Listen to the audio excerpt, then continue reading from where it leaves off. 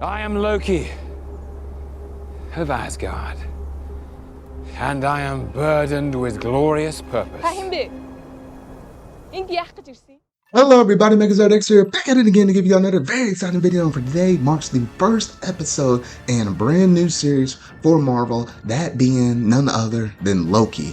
And gosh by golly, you know what, it's about time. I was kind of hungering a little bit since Falcon and Winter Soldier. I am a little bit sad and disappointed that I did not manage to actually fully review that series beyond episode 2 due to me having some technical problems with my laptop and stuff. But yes, I'm back at it again with my Marvel reviews, and I do plan on streaming these Loki reviews every Thursday night. Now you might be thinking, you know, this video is premiering live on a Saturday. Like, what are you talking about Thursday? Well, this one, because of my weird funky schedule and me traveling and all of this stuff, I have to get my thoughts out here somehow, some way. So I decided, you know what, to go ahead and premiere this live, treat it like a live stream, drop this out on Saturday, and that way y'all are able to hear all of my thoughts. But going from this point forward, it will be I will be just going through and live streaming my thoughts and my discussions over the recent Loki episode on Thursday evenings. So that way, you know, you're able to watch it live on Wednesday, pretty much almost all day on Thursday.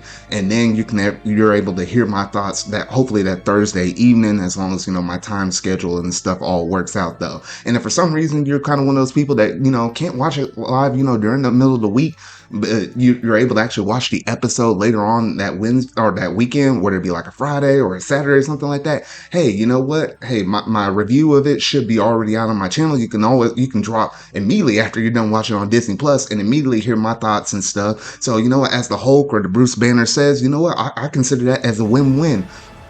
So that is my plan going from this point forward for this Loki series though. So plan on every Thursday night, roughly around 10 p.m. Central Standard Time, for me to go through and have these reviews live streamed to y'all though. So there's quite a bit of stuff to say about this episode, so we might as well go ahead and jump up in it though. So without any further ado, let's go ahead and dive straight up into this episode review for Marvel's MCU Disney Plus show Loki.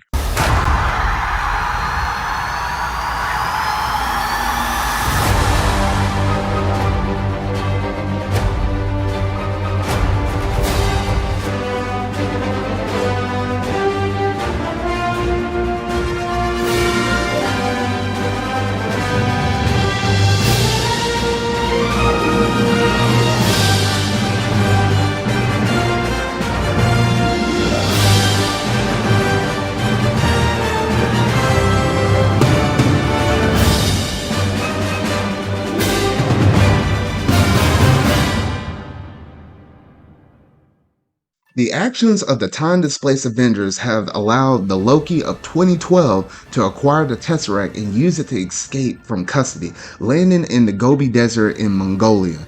As Loki finds himself surrounded by the native villagers there, members of the Time Variance Authority emerge from portals. They intend to arrest the variant god of mischief for the crimes of the sacred timeline.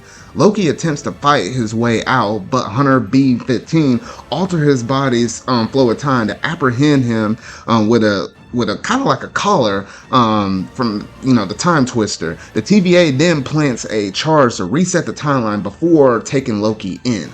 Loki attempts to run away, but B-15 teleports him back using the Twister. The Tesseract is delivered to Casey at the front of the desk by B-15, who then throws Loki into screening.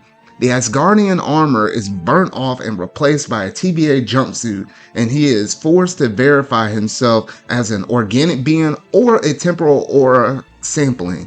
At the waiting room, Loki watches a TVA announcement by Miss Minutes. That explains the agency's origins.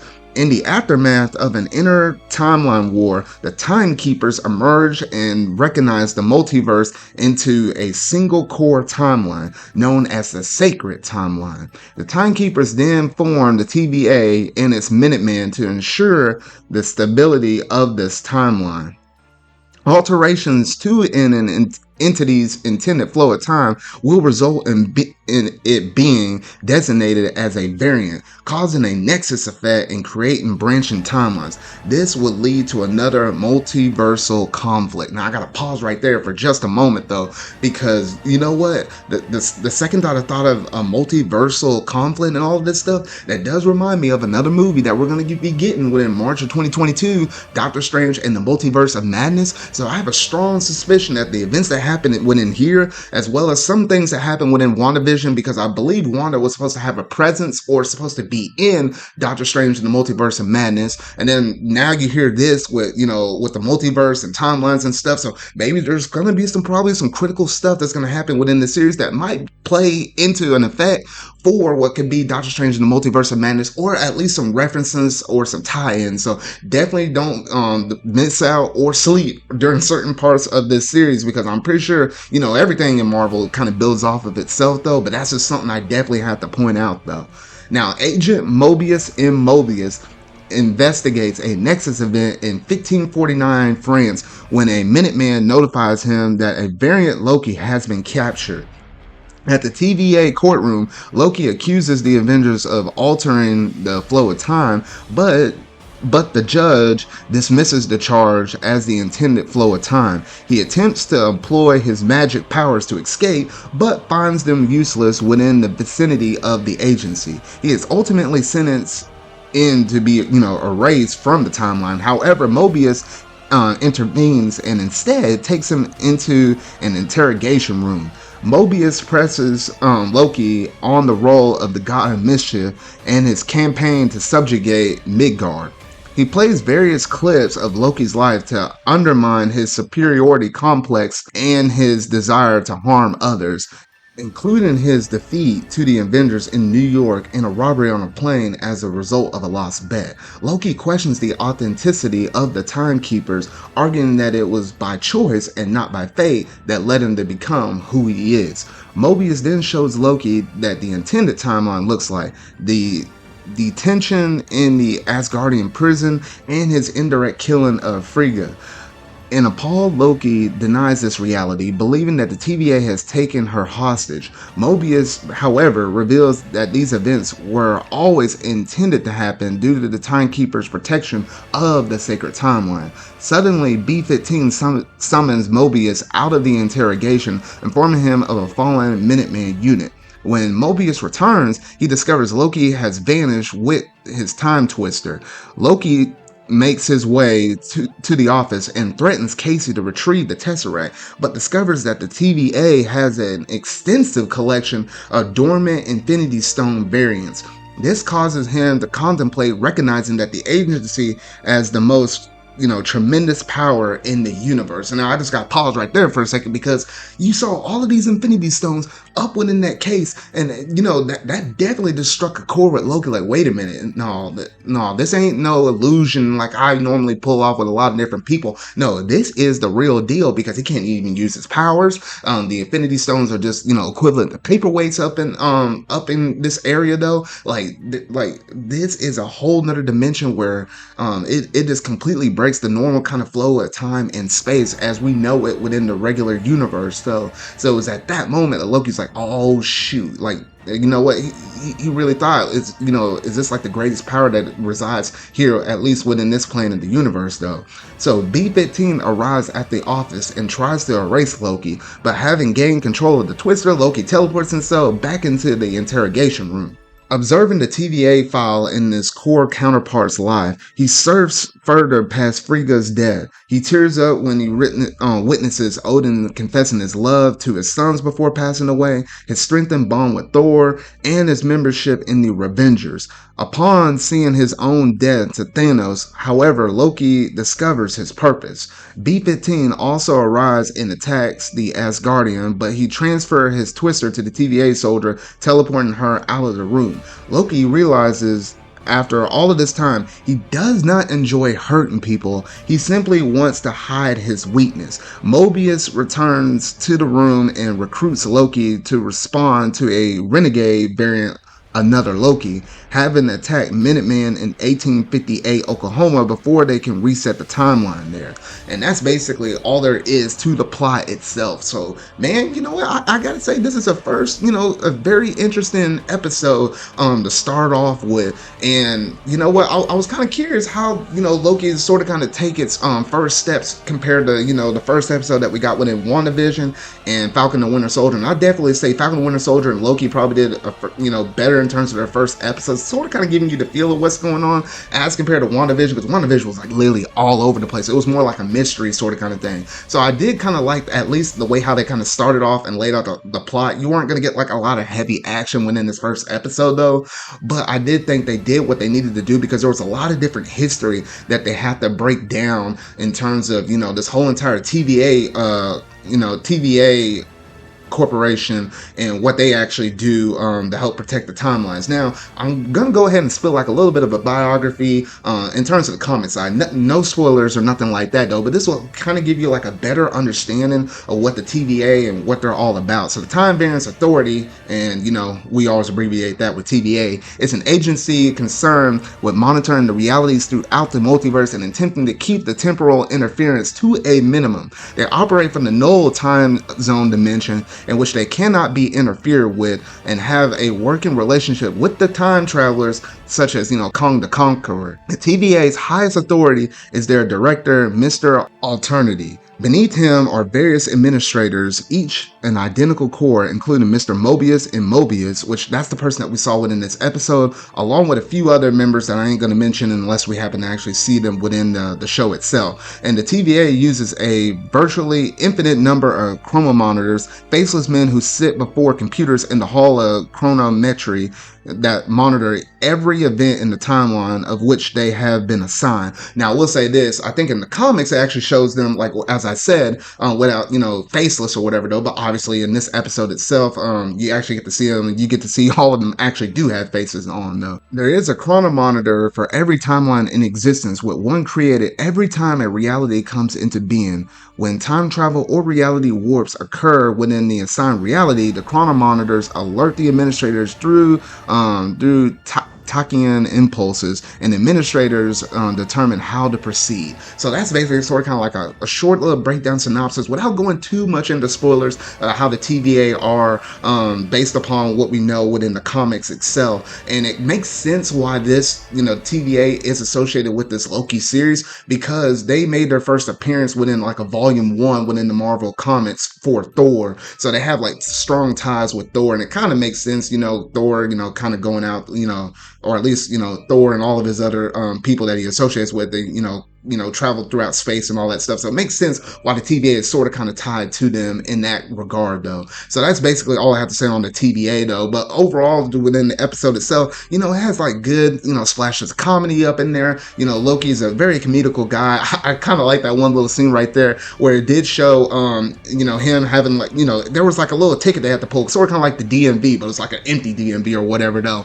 And he was just kind of walking through the line though, and there was one other person with him though, and he was arguing like, hey, who are y'all? What are y'all doing? I don't need to be here. Send me home. All of this yada yada yada yada stuff. The dude was kind of fed up with him, and then just literally just vaporized the dude on the spot. And I was like, what the heck? And it was at that moment like he was like, oh shoot, and he started patting himself down, and then held his ticket up in the air. And just little moments like that just kind of made things a little funny and a little comedic, through the episode. And it's just those little things like that that I actually do like about Loki's character as a whole though. Now, one other thing I wanted to discuss is the fact, and I already mentioned my thoughts on the multiverse and mentioned how that could have some ties to Doctor Strange and the Multiverse of Madness though. But one critical thing I did have to mention is, at the very tail end of the episode, Agent Mobius mentioned that, hey, the reason why I need you on my side is because we're hunting a alternate version of you that's sort of kind of messing within the timeline itself. Basically, a whole nother Loki. Now that right there kind of makes me scratch my head like, how the heck did that actually occur where there was like another Loki? But I'm pretty sure we'll get that explained a little more in detail as we go a little further on within the series though. But this dude is like wearing like a dark cape over there. They sent some timekeepers over there to try to, you know, fix that part of the timeline he messed up. But literally there was like a Oklahoma field that was like soaked in oil, literally burned all the people alive and stopped them from being able to reset that timeline, at least within that era though. So this kind of makes me question, all right, is it going to be very cut and dry? Are they just really going to be hunting this other alternative Loki, or is there someone else behind the scenes that are actually pulling the strings though? And then one other thing I have to also talk about is Loki's drive. What makes Loki tick, as Mobius said? Because all this time we've seen Loki over here as a sort of kind of pseudo villain, or almost like an anti-hero, maybe quite as an anti-hero, because we saw him more like a villain like when the events of the first Avengers movie and stuff. But the reason why he hurts people, he says that he doesn't like hurting people, but he does it to keep up the illusion. Basically, it's something that drives fear for people that are weak because they want a sense of control. That's what Loki really wants, because I think he's just really hurt whenever he learned the origins of his, you know, how he came to be, you know, with Thor's dad, and how he basically sort of kind of adopted him. He thought he was purely Asgardian, but he was actually you know, a different being from a whole different other realm, from the Bifrost, where, you know, where Thor dad actually took him from and stuff. And I think since that moment when he learned the truth about all that and stuff, you know, hurt people tend to hurt other people. So that's the reason why Loki kind of does all of this different kind of stuff, why he's known as the god of mischief and everything else in between though. So I'm hoping that Loki sort of kind of has a turn in character, and maybe just maybe throughout this whole entire series he might be able to prove himself as a useful member. Either he can help work for them, or maybe just maybe the TVA can maybe pull some strings and actually put him back within the timeline, hopefully current or within our current timeline, you know, after, you know, Loki actually dies. And then I guess the old saying will go, this man will never die, because he managed to avoid death like a few times already. And if he can pull this off and actually get back within our modern timeline where our current Avengers are actually residing in now, that would truly be something though. But y'all gotta let me know down in the comment section down below what all that you think about this first episode of Loki, and how are you feeling about this series so far? Because I feel like this is gonna be a very good series to go through and watch every single week. This is gonna have like episode runtimes to the same length as Falcon and the Winter Soldier, unlike how it was with WandaVision, where it's like shorter kind of episodes where it's like anything roughly about 30 minutes, but these ones gonna be like roughly about 50 minutes. So I do like it in terms of that longer length, and in terms of the amount of episodes, I think it's gonna get kind of close to 10. I can't remember off the top of my head how many episodes there are. I have to do a little bit more digging on that though, but I feel like it's gonna be anywhere between the ballpark of 8 to 10, something similar to Falcon and the Winter Soldier though. But y'all just gotta let me know down in the comment section down below what all do you think about this episode as a whole though. So that about does it in terms of this first episode review for Loki. So you really like this video, make sure to go ahead and hit that like button, go ahead and hit that subscribe button and that bell to stay up to date on all things Loki that I feel like discussing and live streaming to y'all in terms of my review discussions from week to week. So remember y'all, until whatever video I make next, see y'all.